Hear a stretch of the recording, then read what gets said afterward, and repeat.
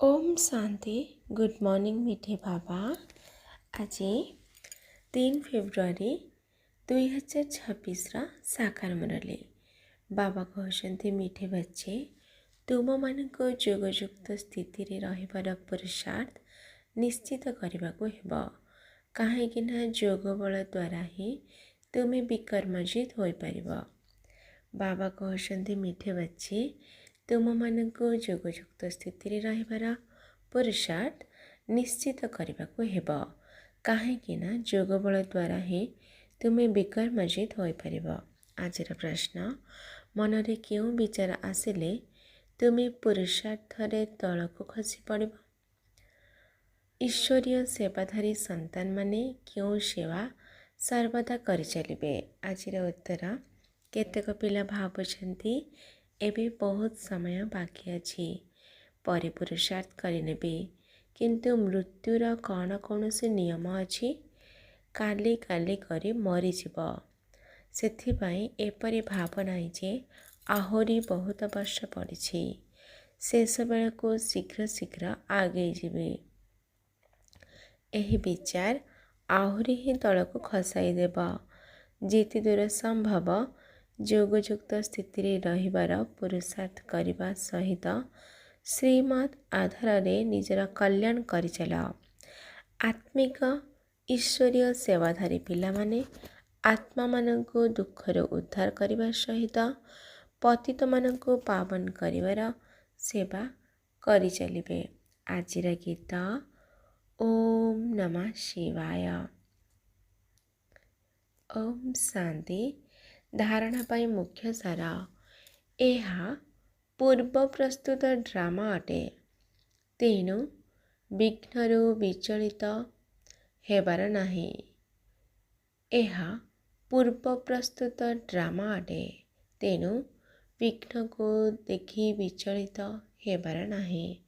विघ्न कारणरू जोगर यात्रा को भूली जिबार नाही।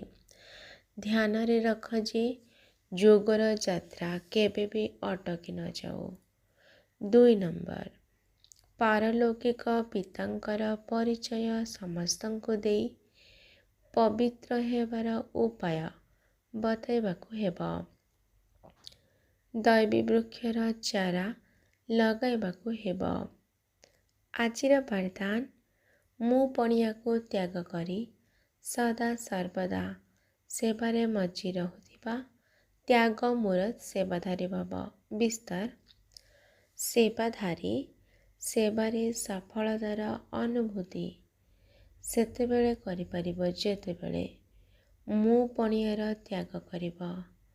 मु सेवा करुछि, मु एही सेवा करिली, एही भली सेवा भाव को त्याग करिबाकू हेब। मु करि नाही, किंतु मु केवल कर्मकर्ता अटे, निर्देशकर्ता बाबा अटंती। मु पणिया बाबांकर स्नेहरे लीन होई जाहु। एहा को ही कुहा जाए सेवारे मजी जीवा वाला त्याग मूरत सच्चा सेवाधारी। कराइबा वाला कराउछंती, मु निमित्त अटे। सेवारे मु पणिया आसिबा अर्थ भिकारी हेबा। सच्चा सेवाधारी भितरे एही भली संस्कार रही परिब नाही।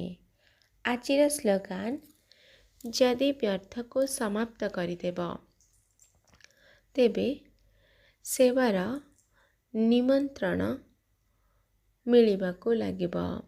जदि व्यर्थ को समाप्त करिदेब तेबे सेवार निमंत्रण मिलिबाकू लागिब। आजिर अव्यक्त इशारा एकता एवं विश्वास विशेषता द्वारा सफलता संपन्न हुआ। एकता एवं विश्वास विशेषता द्वारा सफलता संपन्न हुआ। संगठन रे एकता कायम रखिबा पाई निज भितरे समाहित करिवार शक्ति आवश्यक। एहा द्वारा अन्य मानकर संस्कार मध्य ନିଶ୍ଚିତ ଭାବରେ ଶୀତଳ ହୋଇଯିବ। ସଦା ସର୍ବଦା ପରସ୍ପର ସହିତ ସ୍ନେହପୂର୍ଣ୍ଣ ଏବଂ ଶ୍ରେଷ୍ଠତାର ଭାବନା ରଖି ସମ୍ପର୍କରେ ଆସ ତଥା ସର୍ବଦା ଗୁଣଗ୍ରାହୀ ହୁଅ। ତେବେ ଏକତା କାୟମ ରହିପାରିବ। ତୁମମାନଙ୍କର ସଂଗଠନର ଶୁଭ ଭାବନା ଅନେକ ଆତ୍ମାକୁ ଭାବନାର ଫଳ ପ୍ରାପ୍ତ କରାଇବାର ନିମିତ୍ତ ହେବ ଏବଂ ସେମାନଙ୍କୁ ନୂଆ ରାସ୍ତା ମିଳିବ। ଆଚ୍ଛା, ଆଜିର ୟାଦ ପ୍ୟାର ମିଠେ ମିଠେ ଶିଖିଲାଧେ ସନ୍ତାନମାନଙ୍କ ପ୍ରତି ମାତା ପିତା ବାପ ଦାଦାଙ୍କର ମଧୁର ସ୍ନେହ ସମ୍ପନ୍ନ ଶୁଭେଚ୍ଛା ଏବଂ ସୁପ୍ରଭାତ। ଆତ୍ମିକ ପିତାଙ୍କର ଆତ୍ମିକ ସନ୍ତାନମାନଙ୍କୁ ନମସ୍ତେ। ଆତ୍ମିକ ସନ୍ତାନଙ୍କର ଆତ୍ମିକ ମାତା ପିତା ବାପ ଦାଦାଙ୍କୁ ୟାଦ ପ୍ୟାର ନମସ୍ତେ ନମସ୍ତେ ନମସ୍ତେ। शुक्रिया बाबा, शुक्रिया। अच्छा, ओम शांति, ओम शांति, ओम शांति।